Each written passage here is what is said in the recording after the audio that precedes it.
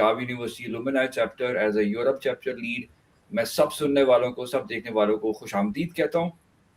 And जिस तरह से वो कहते हैं ना कि पाकिस्तान में मसाइल की एक वजह जो सी है वो वहाँ का इंफ्रास्ट्रक्चर भी है, तो आज हमने वो चीज़ जो सी है वो बिल्कुल अपने फर्स्ट एक्सपीरियंस कर ली और फेस कर ली है।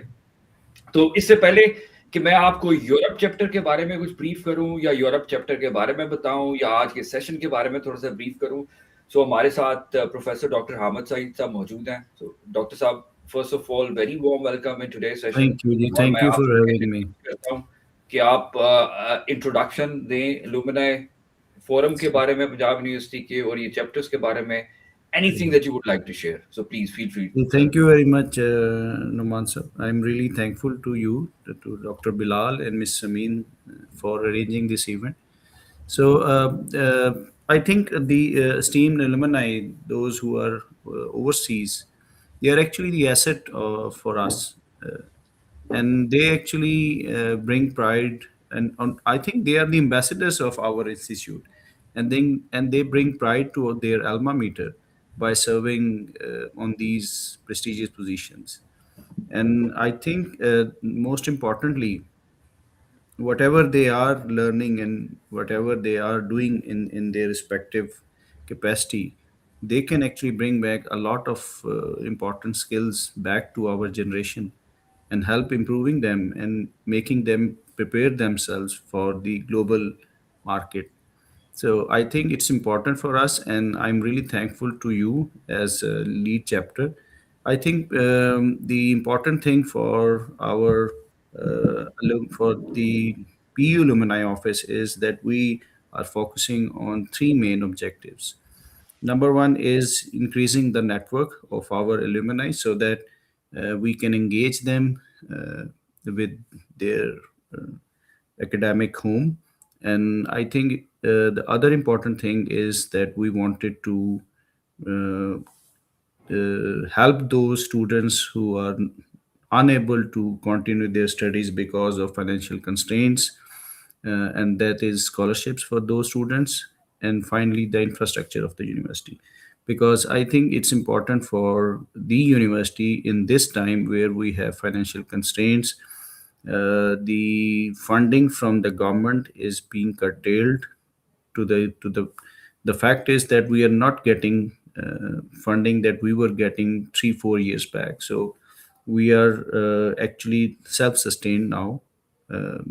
Like 85% of the finances that we are managing by ourselves, and for that reason we have increased the fee of the students like 2-3 times. So that's why we introduced this alumni chapter. So the alumni sitting abroad in Europe, in USA, and then we will be initiating, inshallah, the Gulf and the China chapter. So by engaging our alumni, we not only help them financially, but we will be able to provide our students the skills that are important for them to be a very important player globally. So I'm again thank you very much to all of you, especially Dr. Bilal Rana for uh, having this session. Thank you very much. Thank you very much, Dr. Saab. I think uh, it's quite motivating and quite encouraging to आपकी बात सुन के Punjab university इन parameters के ऊपर सोच रही है। और सबसे अच्छी बात यह है कि आप लोग जो नीडी स्टूडेंट्स हैं, जो स्टूडेंट्स अफोर्ड नहीं कर सकते, उनको सपोर्ट करने के लिए you are doing all these kind of activities. So again, Europe chapter is kind of a sub chapter of Punjab University Alumni Forum, और इसमें हमारा मेन मकसद ये है, सबसे पहला मकसद तो है नेटवर्किंग, जैसे डॉक्टर साहब ने भी बात की। जितने भी पंजाब यूनिवर्सिटी के ग्रेजुएट्स हैं जो कि इस वक्त यूरोप में हैं, यूरोप के तमाम ममालिक में, चाहे वो स्टूडेंट्स हैं, चाहे वो काम कर रहे हैं, चाहे वो बिजनेस कर रहे हैं, चाहे वो मैनेजमेंट प्रोफेशनल्स हैं, चाहे वो साइंसेज में हैं, रिसर्च में हैं, उनको एक प्लेटफॉर्म फ्राहम करना ताकि वो पंजाब यूनिवर्सिटी के जो ग्रेजुएट्स हैं, स्टूडेंट्स हैं, जिनके साथ उन्होंने एक टाइम शेयर किया वहाँ पे, या वो वैसे ही डिपार्टमेंट शेयर करते हैं, या एक किस्म की डिग्रीज की है वहाँ से, उनको एक प्लेटफॉर्म मिल जाए, उनको एक फोरम मिल जाए जहाँ पे वो एक दूसरे के साथ कोलैबोरेट कर सकें, अपनी रिसर्च शेयर कर सकें, अपना नॉलेज शेयर कर सकें, और भी अपनी पंजाब यूनिवर्सिटी की जो यादें हैं उनको ताज़ा कर सकें। That is one of the pillar. Second pillar is again कि अच्छी बात ये है कि अगर आप किसी की मदद कर सकते हैं फाइनेंशियली, दैट्स रिमार्केबल. इवन अगर आप शेयर भी करें, यदि अगर कोई लोग चैरिटी करना चाहते हैं, तो पंजाब यूनिवर्सिटी का एक अकाउंट है, वो ऑडिट किया जाता है. It's a reputed institute, it's a government institute, उसमें किसी भी किस्म का फ्रॉड का कोई पैरामीटर नहीं है. तो जिसने भी चैरिटी करनी है वो डायरेक्ट पंजाब यूनिवर्सिटी के अकाउंट में कर सकता है. तीसरा मकसद ये कि हमारे बिलाल जैसे और भी यहाँ पे बड़े ज़बरदस्त किस्म के पंजाब यूनिवर्सिटी के ग्रेजुएट्स हैं जो अपना नाम रोशन कर रहे हैं, बड़ी रिमार्केबल किस्म की रिसर्च कर रहे हैं, यहाँ के इंस्टीट्यूट्स को काफ़ी ज़्यादा कंट्रीब्यूट कर रहे हैं. तो उन लोगों का जो नॉलेज है, उनका जो आप ये कह लें कि उनका जो सक्सेस स्टोरी है, वो शेयर करना, ताकि पंजाब यूनिवर्सिटी के जो ग्रेजुएट्स उनको पता चले कि अगर बिलाल कर सकते हैं तो वो क्यों नहीं कर सकते. तो अब यही चीज जो सी है, मैं बिलाल की तरफ बॉल रोल करूंगा. Bilal, first of all very warm welcome in today's session, and it's our first session from this platform. तो I am very excited and thankful कि आपने टाइम निकाला. तो before I would say something about you, it would be great if you could just briefly introduce yourself कि आप Germany में इस वक्त क्या कर रहे हैं. देन फिर हम आपसे पूछेंगे कि आप जर्मनी आए कैसे. तो फर्स्ट ऑफ ऑल, आप जर्मनी में इस वक्त कर क्या रहे हैं? Who is Bilal Rana? So I think this is most appropriate question. Thank you, Numan, and thank you very much, Dr. Hamid Said Saab and Alumni Relations PU for arranging this. It's a great feeling to be here to give back to the community. Who is Bilal Rana? I mean, it's a very tricky question. I'm also figuring this out. Who's Bilal Rana? Lekin right now, I am busy leading an EMEA region, which is Europe, uh, Africa, and Middle East for a digitalization company. It's a global company, and I am the head of one of their services, which is called ServiceNow, and I'm the lead of that for this region. I've done my PhD in Germany, and we will discuss it later on a particular scholarship. And I've been living in Germany for the last 14 years. So this is who I am for now. I'm also a father of two kids, and I think that identity is, let's say, more important for me than any other. So this is Bilal Rana. All right, I think this is very humble introduction, but I think you have done more than that. So let me rephrase this question in a different way. Please walk us through or show us your journey when you were a student of Punjab University. Did you ever think of moving or studying or working in Germany? How it all happened, and how the actual development crafted its own way. Being a student in Punjab University, then Germany, and what is your motive today? I have to say I was very lucky to have certain type of mentors and my professors at the department when I was doing my, especially when I was doing my Master of Philosophy MPhil in Communication Studies. So we have a whole bunch of great professors that I could have looked up to. Those people were actually interested, sorry about that, interested in the subject, right? And after talking to them, after listening to them, after being in their classes, able to ask those questions, actually motivated me to go deep into the communication sciences and the studies. And we had a lot of resources. A lot of people in Punjab University do not appreciate the kind of the access that we have to the latest books. We go to the main library. So I was actually going to the libraries and reading a lot of books. Plus, Punjab University also provided me many opportunities. One of them was basically having an exchange program in Norway.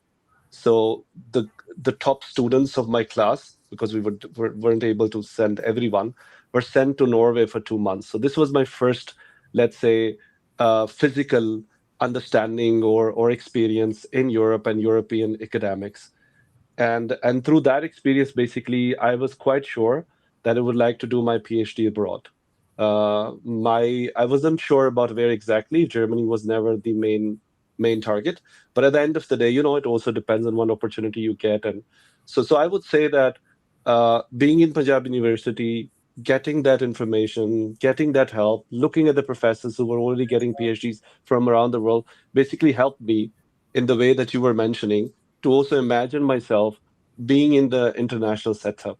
And that's the dream. I already had that dream of becoming an academic in an international environment at that point.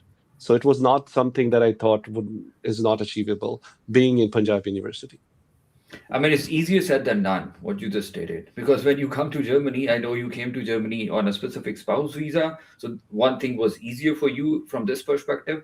But getting the right supervisor, convincing your supervisor that what you are going to do means something valuable, not only for academia, but also for literature, but also for industry. So I think that's the hardest thing that you may find when you come to Germany as a graduate from a foreign university and you try to find a supervisor, because you have to compete with all those graduates who are coming from world class German universities. Then you all of a sudden coming from a Pakistani university and you say, okay, I have some literature as well and I would like to research on it. So how you crack this code, how actually you found supervisor and how you convince them that you are really something who gonna contribute to the literature and the theory. Noman, one can see in your questions that now, mashallah, you're doing your PhD as well. So one can see that you actually understand the struggle. So basically, I would put that into two frames, right? The first frame is basically how you are seen in the society, right? When you come as a Pakistani student, you're going to a German supervisor. How do they see you as an student, as an outsider who's coming and trying to crack the code, as you might say? And the second thing is that how you see yourself, right? What is your self image? I'm not claiming that I never have self doubts. Of course, every one of us have self doubts. But I think a certain type of self assurity, certain type of self confidence is the key to go through those difficult times, right? So, how I did it basically was this that it sounds very ideal, but that is exactly what I did. I sat and I thought about uh, what is the subject that I find like really interesting for me, where I can spend Plus 90. hours, hours and hours without, thinking that I'm working, without thinking that I am forcing myself into. So I actually basically thought about that subject, and on based on that subject, I created basically my proposal, right? Mhm. I didn't think about a university, I didn't think about a professor at that time. None. I just created a proposal based my own personal interest. And it was easier for me, as you rightly said, because coming from media studies, we have many hot subjects, right? Unlike some other disciplines where you might struggle and you're more specialized. But in media studies, it's kind of, I would say we are blessed to have a lot of trendy subjects that a lot of people are interested in. So maybe it was easier for me in that regard. The second thing that I saw after coming in Germany was integration through the language. So I spent my personal money, my personal time to learn the language for multiple semesters at the university. I was under a lot of pressure from different sides, financial, everything. A lot of people come to Europe and they want to earn right away, but I compromised on that because I was sure that this academic plan that I have is worth it. So this kind of self assurance against all the odds, I would say if I can give myself credit, I can give myself credit on that I did not basically doubted my plan. And the second thing about the professor is this that it's about the communication, how you communicate to the professor.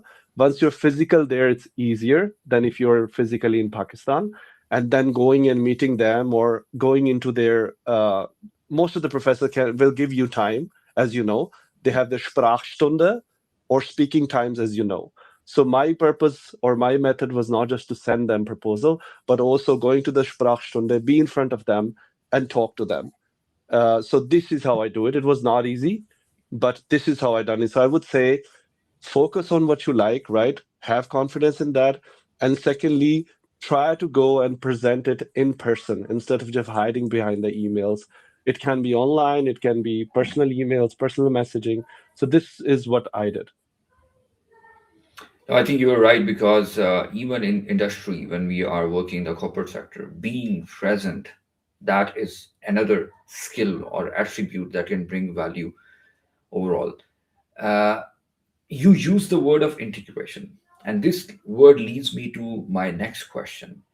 Uh, when did you realize that you are here? as a researcher, as an academic researcher, you're living here. So do you need to go an extra mile to integrate in the society, or what you have done is already enough? So how do you feel about other Pakistanis who come, who work in Germany, who study in Germany? Somehow most of them, they remain in their own bubble. They fail to integrate. They fail to be part of society. They fail to be part of a system. So when did you realize that integration is super important, and how did you really manage to integrate in German society, or do you still feel that it's a struggle? I must warn you that I'm coming from a subject, right? I'm from social sciences, and these subjects are something that I don't just take for granted, right? I've written about it. I'm presenting papers on these topics. So the kind of answers that you will get from me would be a bit more, let's say, untypical than that normally that are discussed. But I will try to keep it in a way that it doesn't turn into an academic discussion between you and me, and we can also kind of carry on to the larger audience, and not because they understand less, but because it's about the specialization and spending more time. So when it comes to the integration, uh, I think integration is first of all not, it doesn't have a static definition, right? It's a struggle that will keep on going, right? And if I ask you, like, you come from Pakistan, are you integrated in Pakistan? Did you ever ask yourself, maybe not? Were we fully integrated in Pakistan when we were living there? Were we integrated in the society that we're living here? So basically, integration is a constant struggle.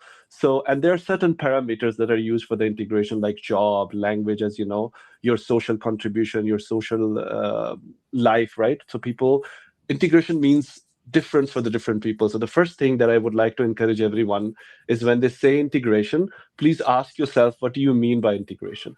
The second thing is that integration doesn't only come from your side. It's a two-way street, right? Anyone who knows anything about integration knows that integration comes from the both side, which means that you can do your part, but the society that you're living in also have to give you the space. So Germany is also basically learning. Germans are learning, and I see they're putting efforts, they're putting money. You'd see many initiatives are being done. So the people on the top understand that.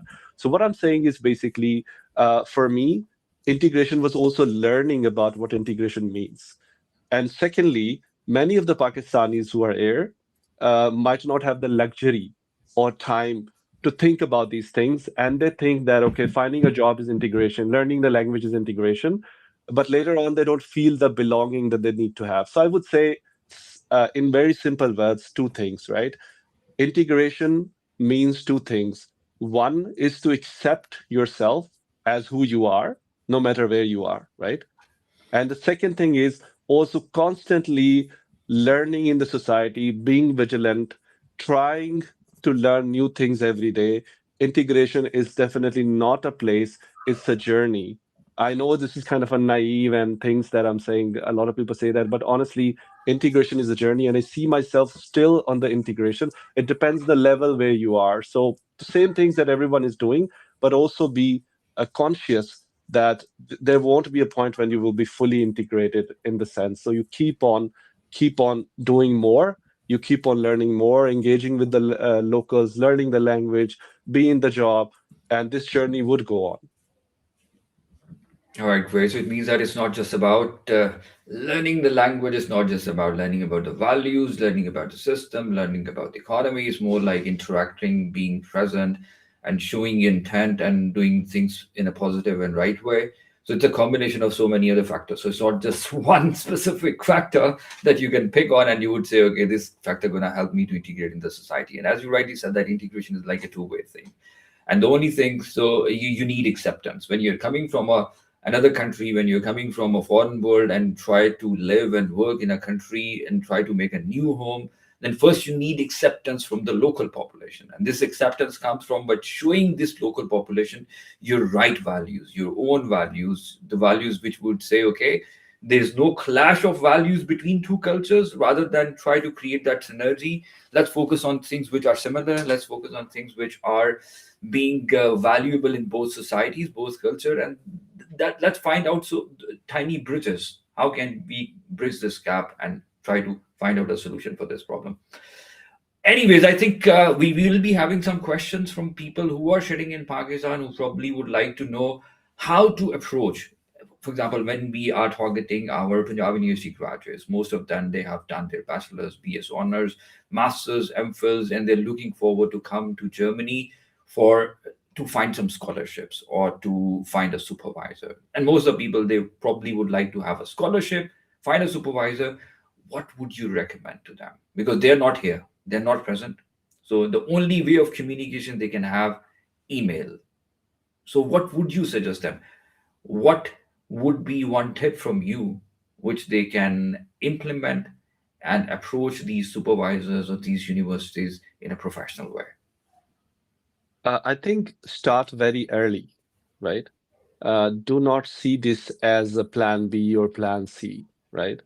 If your plan is to go abroad, then target a certain country.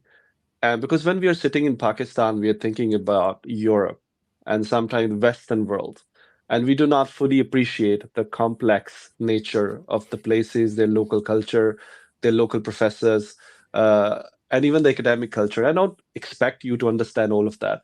But what I'm saying is to be a bit more targeted.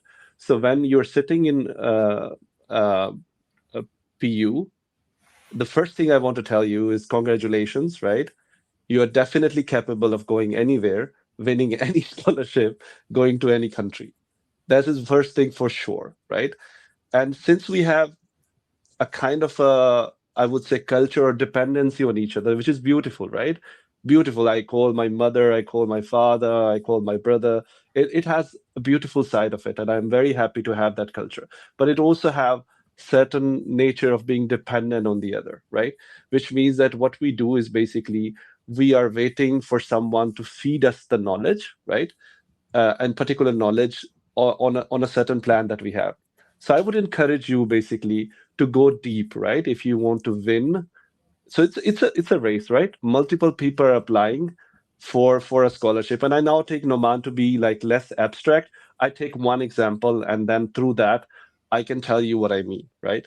Let's say you are a media student who's doing his MPhil, and you want to come to Germany for a PhD scholarship, right? I can't talk about everyone, so let's me talk about my subject. Now, once you have decided, right, this is in masters, you should have an idea what is your interest, right? And you should also have an idea that this topic, how much value this topic brings. And never just think about your need.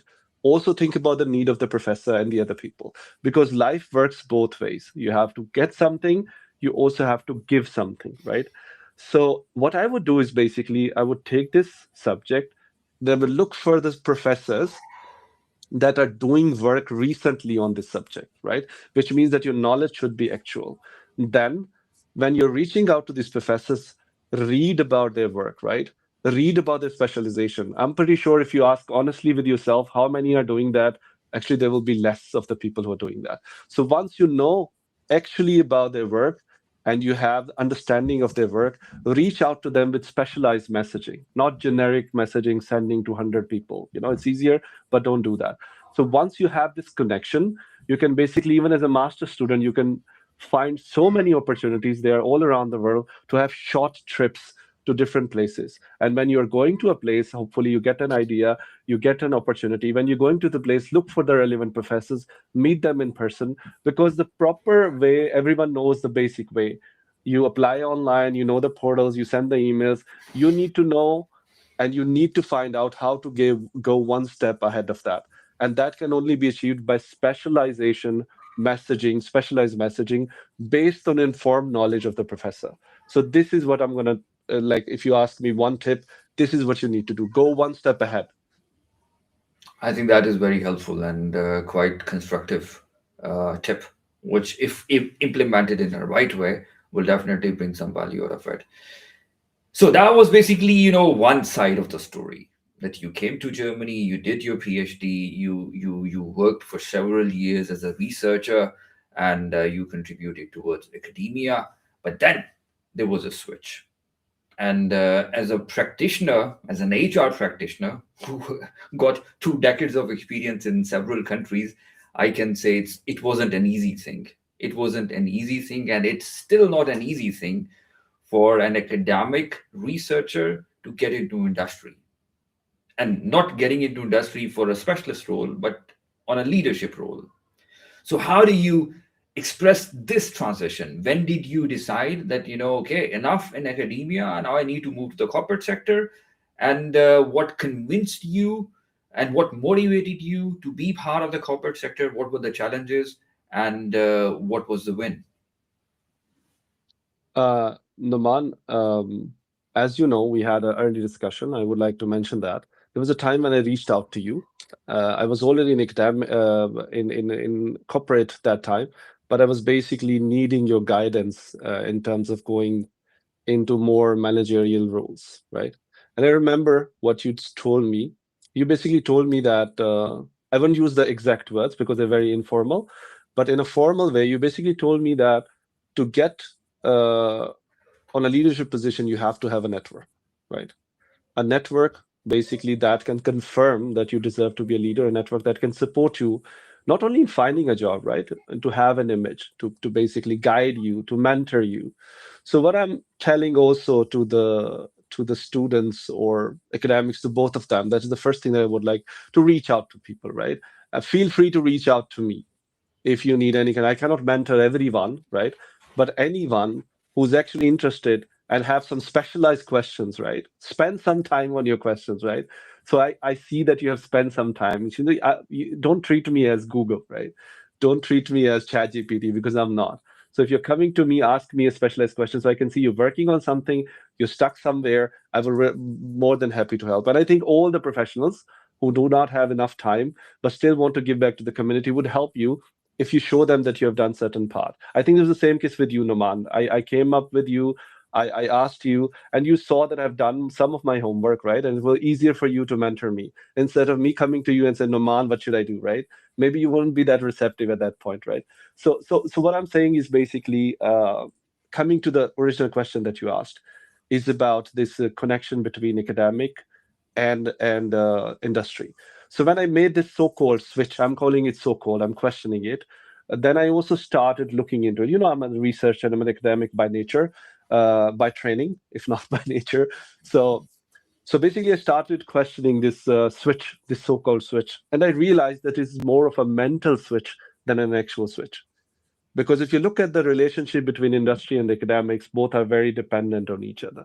And there's already an established connection. So there's no switch as such that you have to like in the terms of the if you look at the money, how it flows from academic to industry or industry to academic, you see there is like a, I would say, a very interdependent relationship. So you're basically not going to a new universe.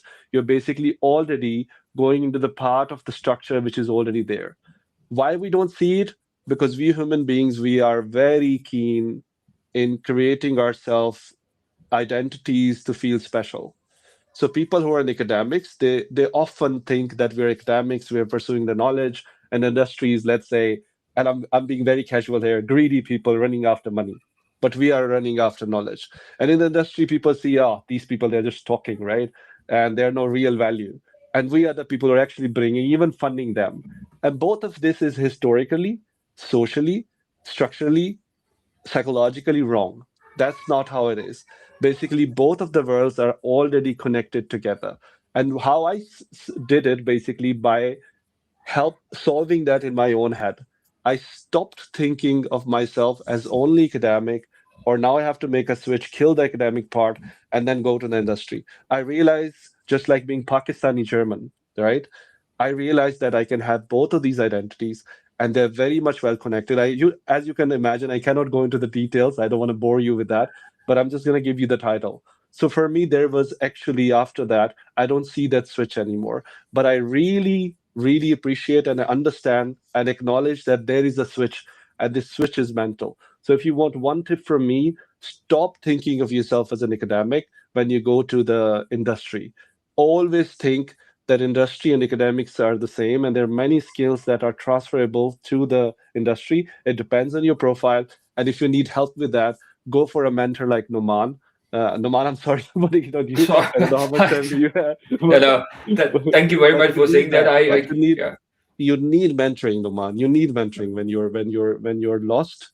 You need so come to your alumni. That's the reason of this session. Come to us. Reach out to the people around you. and be specialized. Go to the people who are near to your subject, not just random people. And I think sometimes that mentoring plus your readiness to be flexible. So I say two things: be flexible in your head and reach out to the right people, and then you can do this so-called switch. Yeah, I think that's great.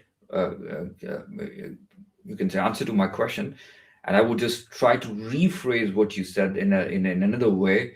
That you talked about mentoring, you talked about coaching, you talked about getting in touch with the people who are experienced from a different industry.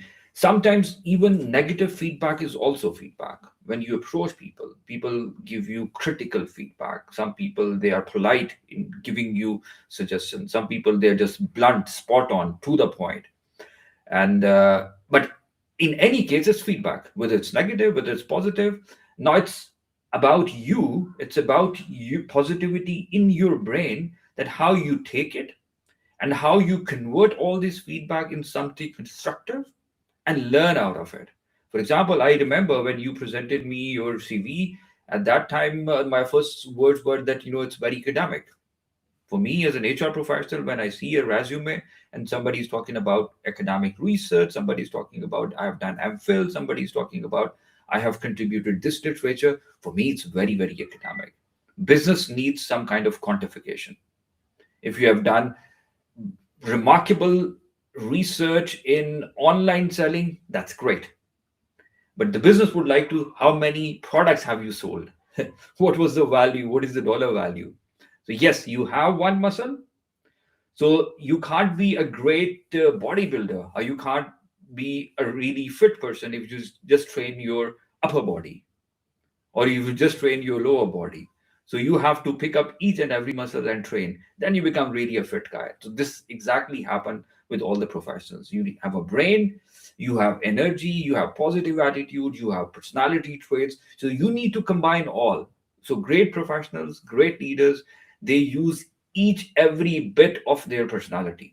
No matter they talk about mental capabilities, they talk about physical capabilities. So that's why what we are seeing right now, the people who are great leaders, they're not physically fit, they're mentally fit. They have great communication, they have great interpersonal skills. So they try to work on each and everything, not just pick one and go for the other one. Anyways, cut long story short, I think it's a great food for thought for people who are in Pakistan and who would like to approach supervisors and academic researchers here. So then we talked about your adventure in industry as a practitioner. So now you are like a complemented professional who got the academic background, who got the practitioner's background. So you are combining and trying to create a synergy between both roles. You talked about transferable skills, which are also very, very important. So that leads me to another question. Uh, Getting into the industry is easier part in Germany. And I think people who are working in Germany, people who are working in Europe, they will endorse my question. And moving from that specialist role to a leadership role. So here, you're not just showing your muscles related to your technical knowledge, but you have to manage people. You have to manage people who have a different brought up as compared to you. They have different sets of value. They work in different way. They think in different way. Their brain works in completely different parameters. So what challenge did you feel when you got on that leadership position, and how did you manage to manage or lead a team which is different from you? Noma, that is a very, very important question. And basically, it depends very much on your personality, right? When you see the differences, right? How do you perceive these differences? How do you see these differences? Do you see them as problems, or do you see them as a very good opportunity to learn about new cultures, new peoples, right? So I would say again, and since we're keeping it personal, right? So instead of going on the theoretical side or the implication of it or my understanding of it, I would try to keep it personal so people can relate more on individual levels to my journey. So for me, basically, when I was doing my academic is not just sitting and reading books, at least not for me. I was traveling the world and going different conferences, talking to some of the brightest brains around the world. I was in Russia, I was in China, I was in US, I was in UK, and many other countries. And I was talking to their brightest, sometimes policymakers. So academics gave me this privilege, right? I was an exchange scholar in China for 2 months, and I was really basically talking to their professors. I was talking to their policymakers, and this I would not have, not even in industry, to be honest with you. So academics gave me this exposure, right? Why I'm saying that, because one should also acknowledge your own privilege before giving tips to other people, right? Other people might not have that. But the difference that I've seen between, let's say, people who were able to be more successful in the leadership roles, or the people who struggled even on the basic level, is this, that it's the mentality of investigating, right? So if you come to Germany, you go to any country, what are you focused on? And now I'm going to be very casual. So if you're focused on the price of the milk, right? If you're focused on the roads are very clean, if you're focused on that, oh, I can now say get a new iPhone, right? A lot of people are, unfortunately, and now I'm being critical, are focused on these things. They're not really looking at the relationships in the society. They're not really looking at the place of them in the society. They're not basically understanding the politics of the society they're visiting or they're living into. They're not really observing how their neighbors are living. They're not really observing how, not only language, right?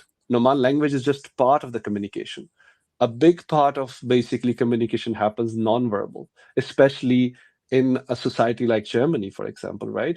People wouldn't tell you frankly in many ways, although Germans are very frank, but many of the things will be communicated to you without saying a word, through the behavior, through the face expression, or even using sometimes polite words, which meant something else.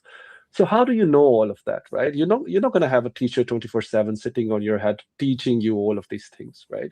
So when I go to the people who are, let's say, so-called different than me, right? I'm calling so-called because I believe in the unity of humanity as you, but of course there are differences that should be appreciated and understood. So what I'm saying is that, and I'm keeping it on a very, very high level, be investigative, be observant, and try to understand, not just focus on the price of the milk and the quality of the milk, which is very important, but that's a metaphor, right? So when you say, I don't understand other people, when you say, so I ask, do you even try, right? Did you try to appreciate these things? When you're writing, and for example, I give you one example. Let's say there's a one person who has a different religion than you, and some of their loved ones died. What I'm going to do is basically, I'm going to go and investigate and research a bit that how this person can, if I'm sending him a message or her a message about what happened, I'm going to investigate a bit that how it is done in their religion, in their cultural context, right? I can say to them through my religion wording, and sometimes it can even offend them, right? Although your intention was good, right? So maybe they believe in a different God than you, or they use a different word then. So this, I would basically first investigate and then send them a message about that. So I think this is how I connect with the people. I try to listen, although I'm speaking a lot today, but I try to listen, I try to observe, I try to read. So are we reading, my question to my fellow Pakistanis who believe that they deserve to be in the leadership position, but they're not in the leadership position? I'm going to ask them, are you reading enough? Are you observing enough? Do you think you're ready? Uh, if you think you're ready, then we can think about other things as well. But please prepare yourself first. Be knowledgeable in the room. Read about the stuff. Look into the statistics, and don't just focus on casual meetings. Be disciplined, right? Show the results that you rightly said that can be quantified, and adopt capitalism, because we are living in a capitalist society. This is the largest structure, right? It's a We in Germany are more and less social democratic in that sense, but still it is a very capitalist society, which means that you have to be efficient and you have to communicate to be efficient. Are you doing all of that? I think if you do all of that, then there is a high chances that you will get more chances. And on top of that, sometime it is the place. Be brave, right? Be brave. Sometime you have to switch the place to deserve what you deserve. Many of us have a tendency to be very afraid.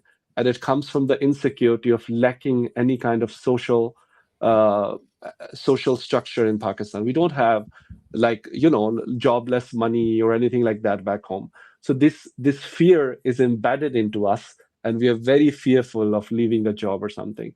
So please acknowledge that you're not in the system anymore. You can be much more brave. Try to say no, and I'm saying that to be promoted, learn how to say no, because people will not going to respect you if you keep on saying yes. So it's a larger, Noman, you have to give it to me that this is a very huge topic, right? So I'm just going to stick to until what I've said so far. But of course, it can be discussed in details even more. No, I think you're right. Being empathetic is something which will help you to understand people around you, which will help you or enhance your understanding about the society and the culture you're operating in. So, if I will express what you said in a nutshell, that empathy, just be empathetic, and this is the skill that I heard every day in and day out when I talk to my German colleagues, when I talk to our recruiters, then I talk to line managers. What kind of people would you like to hire in your team? They say that first skill or first thing that we look for, that is the person empathetic, or does this person got empathy? Empathy means putting yourself in the shoes of others, understanding where they're coming from, understanding their behaviors, attitudes, emotions. So that, and unfortunately, when we go to India, Pakistan, Bangladesh, Philippines, the countries who have underdeveloped economy, countries who are struggling, where we have huge population, where we have huge disparity among rich and poor, where we have not enough opportunities as compared to the number of graduates which are being produced by universities. Over there, somehow we lose empathy. So it's an issue belong to our societies, belong to our culture. But in the European societies, where economy is much more stable, where opportunities are more than the people in the society, and there is not a huge disparity among poor and richer, so over there, people love to have empathetic people around them who can understand, who can reciprocate their emotions, who can navigate that how other people are thinking, how their behaviors are creating an impact on them. So, psychologically safe environment people like to appreciate. Again, thank you very much, Bilal, for all these insights. And I think that would be great piece of thought, great piece of advice, great piece of suggestion for the people who know how to pick up something instructing out of a discussion. So we got some questions before we wrap up today's session. I think we must take those questions. One question we have from YouTube that you can see on the screen as well, as a chemical engineer graduate, Punjab University, want to study in Germany. So somebody who is asking this question is a chemical graduate from Punjab University, and he's keen or she is keen to work or study in Germany, and they're asking if C2 language is compulsory for masters or only IELTS is enough for that, and can you learn for masters in Technical University München? Okay, TUM. So again, question is, as a chemical engineer, can they land in Technical University München, Munich, and do they need C2 language? I think we should be careful. Me especially, I'm not an engineer, and especially when it comes to TU München, Technische Universität München, I think you should go to their website and look at the requirement for a master program, because university to university, sometimes they are different. But to the general question, I think I can answer that in many cases, fortunately, Germany has international English master programs. As Noman, you're also aware of them. So I'm pretty sure that a chemical engineer who's a bit flexible about the university can definitely have look for English speaking master program by doing IELTS. And if you want to do it in German, right, there are also more programs in the German language that would require C1, because C2 is like the end of the test, right? It's like the native plus. In very few profession you need, and I don't think so. An engineer needs C2. So you start from A1, A2, then B1, B2, B2 plus, and then C1. So I think C1 or Deutsch as Fremdsprache, there's also an academic IELTS type of thing, academic C1, let's call it that. you will need that to study basically in a master level, I think, in all the universities. But don't be discouraged just by the German language. There are many English speaking programs. You can go to dart.de, and they even have a portal, search portal, where you can search for the master that you're looking for. I would not recommend focusing just on one university. I would encourage you to focus on multiple universities, but of course, you deserve to be in the best. So keep the TU mention in your list. I don't want to discourage you, uh, but please look at the website, because I am not 100% sure about that particular university. Yeah, again, I completely agree with you. C2 probably you don't need. C2, C1 you definitely need for professions like medical sciences. If you would like to be a doctor, you would like to practice as a doctor, then definitely you need C1 and C2. And that's why in Germany, doctors' profession is under crunch. We do not have enough doctors that we need to cater aging population in Germany, and that's why many doctors from India, Pakistan, Bangladesh, they are not coming to Germany just because of this language barrier. They prefer to go to UK, to New Zealand, to Canada, to Australia, but they don't come to Germany because of this language barrier. So, but in your profession, for an engineer, I can also guarantee that you definitely don't need C2. Maximum level of German language proficiency that they might require in the best of the best of universities, if the program is in German language, it could be C1 or maximum B2. Right. Then the second question we have from Amir Aziz, and he's asking post Brexit and since rise in anti immigration sentiment in various Western European states, have German universities been accepting non European students as they used to until at least before COVID? So basically, if we look at the winter intake for 2024 and 2025, is 400,000 international students accepted in Germany out of 2.4 million in total. So I would say that there's a huge number of international students coming to Germany. As you rightly mentioned, many of them are basically Europeans, and Brexit happened in UK. Germans are not really. My general understanding is that Germans do not see it as a very good event, and a lot of Germans do not support it. There may be some, but they don't even see Brexit as a good thing, right? So the impact of Brexit in Germany is different, but that's not to say there is no right wing anti-immigrant sentiments in Germany, or it's not rising. If you look at the numbers, there is a political party, which is AfD, Alternative for Deutschland, and they have now become one of the major party in Germany, and they have anti-immigrant rhetorics, and there is kind of this anti-immigrant, let's say, discussion going on in Germany as well. But when we say anti-immigrant so far, and I will be fair on that, right? Uh, so far I haven't seen, even from the right wing, at least the officials or the IFD as well, anything mentioning of not letting the students in, right? Most of this unfortunate campaign is towards the refugees, which is also very, very sad, because refugees need the help, and I don't appreciate it. But when it comes to the students, I haven't seen any policy changed. Germany needs almost 400,000 immigrants, skilled immigrants every year, right? That is what German research institutes on the business market are saying. Plus, if you look at the numbers right now, we have 113 or something, 100K plus blue card holders, which are basically people who have high skilled visas in Germany. So basically, what I'm saying is that do not be discouraged because of the current sentiments from certain political parties if you were a student. I don't think so. There is any policy of, at least not officially, reducing the number of students from Pakistan or India or other countries. Actually, German chancellor was in India, and they've given more opportunities to Indians. And I think the Pakistani students would also be part of this opportunity. So don't be discouraged with that. Apply if you want to come to Germany. Come to Germany and work with the democratic forces. work with the local Germans to make Germany even better. Come with the good intentions, work hard, and Germany would definitely welcome you. Rather, it will reward you. I think Noman and me, we can confirm that.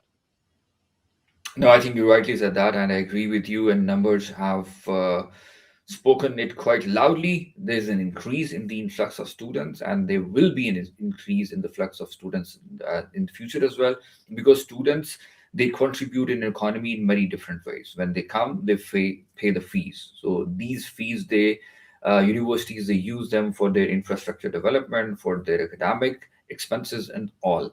On top of it, when students come, they're allowed to work for certain hours, and these hours, they contribute to the economy, because Germany needs people at certain levels where there is a crunch of professionals. So these students, they also contribute somehow indirectly in that specific way. And then what Germany would like to have, that students who have good academic records, they can contribute to the society. And if they integrate well, they don't mind to convert their student visas into work visas or into blue cards. And these blue cards, at a later stage, they can be naturalized and they can be German citizens. The only thing is that you just need to follow the right process, right practices, and be part of the society in a positive way. So students, I think there won't be any kind of barrier for you in future as well.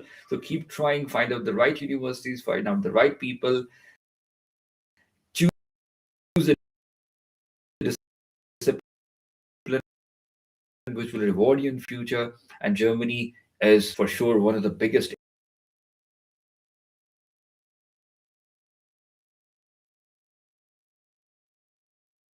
problem in the connection. Yeah, so I'm back. There was a slight problem in the connection, but again, putting things in context, Germany is one of the biggest economy in European countries. So you can say Europe and France, they are basically the spines of Germany.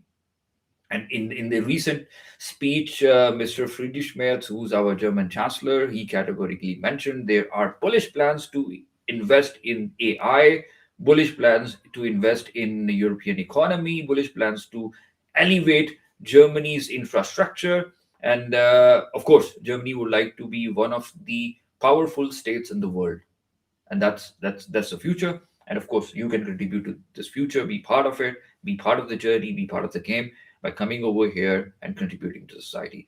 So Bilal, thank you very much indeed. It's a great discussion, and I learned a lot from your experience, from your story, and I hope everybody else got the same kind of feeling afterwards.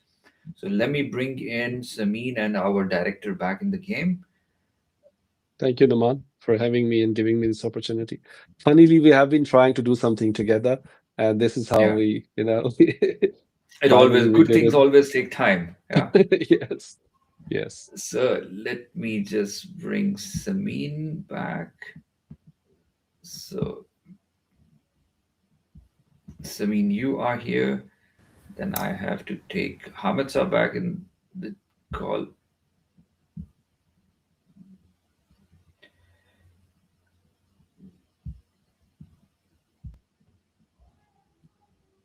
All right, so now we have a full house. So Hamid Saab and Samin, आपने सुना story of Bilal Rana, one of the proud graduate of Punjab University, creating an impact in the European countries, especially in Germany. And I think we should all be proud of such graduates. जी हामिद साहब अपने आप को unmute कर लीजिएगा. You're muted. Or maybe let me give it a try if I can unmute you. Yeah, you are unmuted now. Gee, I think it was really inspiring to hear the story of Dr. Bilal, and I think it's a very good food of thought for the students who wanted to or they aspire to go to Germany. I think Germany is considered a big brother of Europe, and majority of the problems and issues associated with the smaller countries, I think Germany always jump in and try to solve the issues. And if you look at the opportunities for the students, I think you will find that majority of the opportunities or scholarships or studentships will be coming from the Germany. So I used to, when I was a student, I aspired to go to the Europe. I was looking for the studentships. I always first look for the Germany and then to the Scandinavian countries. But I think I found Denmark also a very wonderful place to work and to live. So thank you very much, Noman Sahab, for your time and for leading this initiative. Dr. Bilal for his valuable time and important messages to the or the sharing of the experience that is more important, because it's not only the skills, it's the the way forward that you can show to the students, and they can do wonders, I think, because in today's era, it's all our generation, it's a digital generation. It's not like us, the blackboard generation that we used to study. So it's wonderful, I think, and we will be doing a lot of such for other chapters as well, such kind of initiatives. Thank you very much. You're Thank welcome, you very Dr. much, Saab. Aman. Special thanks for the technical expertise. शुरू में जो हमारे There's glitch That's always there's always a first time. So inshallah, next time it would be spot on. inshallah, ji inshallah. Ji ji But again, it's just thank the you. beginning. It's just the beginning. Bilal is just one of the example of many proud graduates who are here ji, in Germany. बिल्कुल. We will find some more examples like Bilal, and we will present them to our graduates in Punjab University, to our students in Mm, Punjab University. And of course, it's not about only the Punjab University graduates. We have our networks. Bilal is connected with mm, so many professionals out there. I'm see. connected with so many professionals Mm, out there, mm. and they all have experiences. So it doesn't need to be someone from Punjab University talking to the graduates. It can be Yeah, somebody yeah, else who is keen to share his knowledge and experience with Exactly. others. So we will also yeah. find such people and bring them on this platform. जी, बिल्कुल. I think it will be wonderful. Thank Sabine, you very thank you very much. much. So I think isko wrap Thank up you. karte hain, and ji recording ji, will be there. So all those students and our followers or our alumni members, they can always come back on your channel and they can watch out recordings and they can even post mm, questions. I mean, I think we can track those questions and we will of course try to answer and yeah. connect them with anyone.